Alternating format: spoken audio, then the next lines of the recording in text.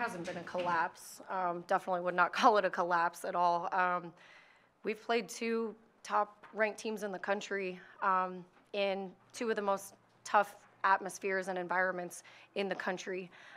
So I wouldn't necessarily call it a collapse as much as we didn't, find ways to pull the game out. But the important thing right now for our team is that we put ourselves in a position to win in these road games and against these top teams, and we've done exactly that. So I wouldn't focus on the last 5 minutes. I would focus on the fact that we had one of our starters get to play 5 minutes tonight because they were on the bench in foul trouble the entire time. I've never gone through anything like what we just went through in terms of foul trouble, and our leading scorer got to play 14 minutes. So it's not the last 5 minutes, it's the 35 minutes before that.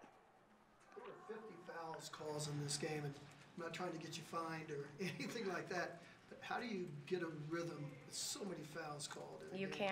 You can't get a rhythm. I am so proud of our bench for the way that they came in and played and battled.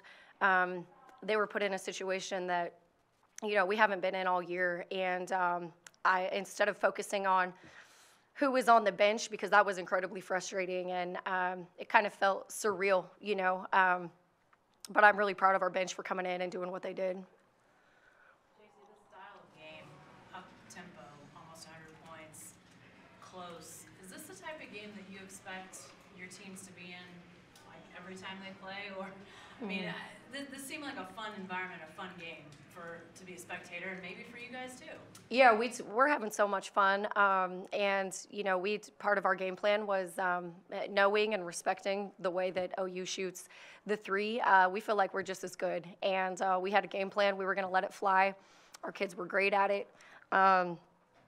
14 threes is a lot of made threes, and I feel like we can be up in that range every game, but we're always going to adjust and adapt to whoever we're playing. And we had a choice. We could either speed it up or, we could either play at their pace or slow it down.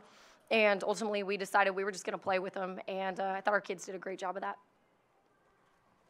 Jackson had a great game inside. She knows how to use her size. And didn't you think I thought it bothered OU. Did you think that way? I thought she had great minutes for us. Her physicality is, she is a tough kid in there, and she seeks it out. Funny thing about her, she's a transfer for us, and when we were making the decision when she was in the portal on whether we wanted to pull the trigger or not, this was the team last year that she, was real successful against. So she definitely can do that for us, and she gave us great minutes tonight. And I know you've had a couple good games this year, but how long has it been since you had 7 threes in a game? You ever had 7 threes in a game? Probably 5 years. 5 years? Yeah.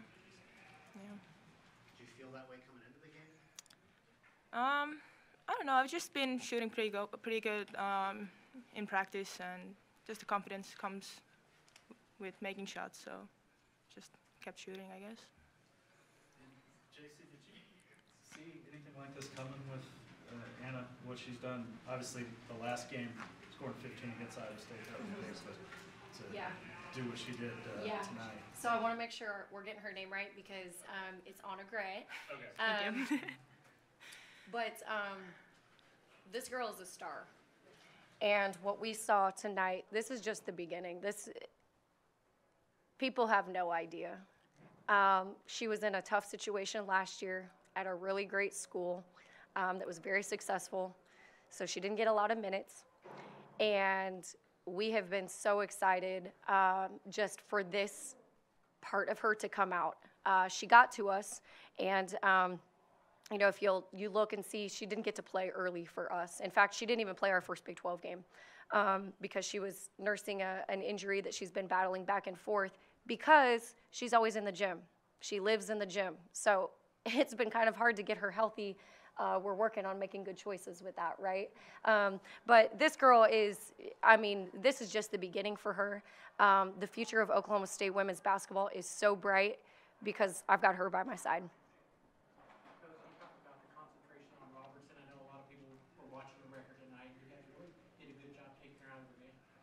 Did she get the record? No, she only, yeah. Okay. But she took out over 3-point That was one of our goals, right? We didn't want to give her the record against us.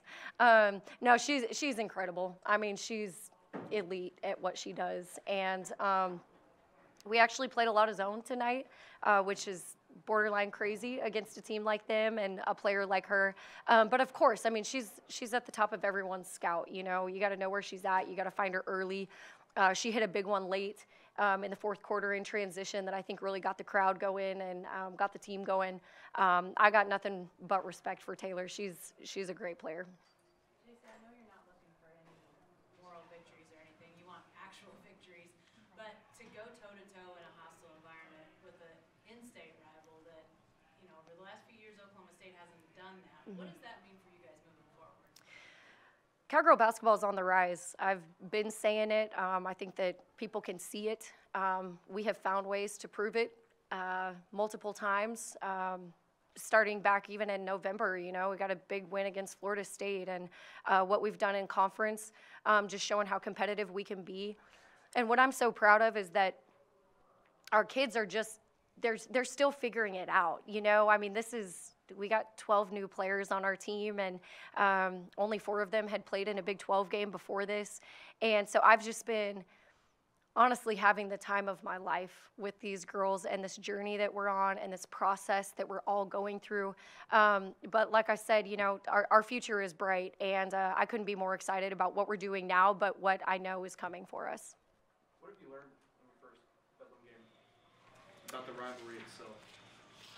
I wouldn't say I've really learned. I have felt it now. And I told our girls, you know, leading up to this, I mean, what a blessing that we get to play in a game that so many people care about. And growing up, these were the games that I watched on TV, just hoping and dreaming that I could be a part of it. So I've never had more fun preparing for a game. I've never had more fun on a game day. I've never had more fun in an atmosphere like that. Just something that you know, but you don't know, because you don't know what you don't know until you've gone through it. And I just, man, I love Oklahoma State. I love our fans. I'm very competitive. I want to win every game. But when you're playing for your fans and what the fan base has given me, I want to do it for them, you know. And I think all of our team felt that today in a different way than what we have before. You know, 2 very different games, last 2 games. But what have you learned from the team? That they battle their butts off. They don't quit. They fight. We overcame a lot of adversity tonight in a lot of different ways. We overcame adversity our last game. I got a team of warriors. For more information, you can visit TulsaWorld.com.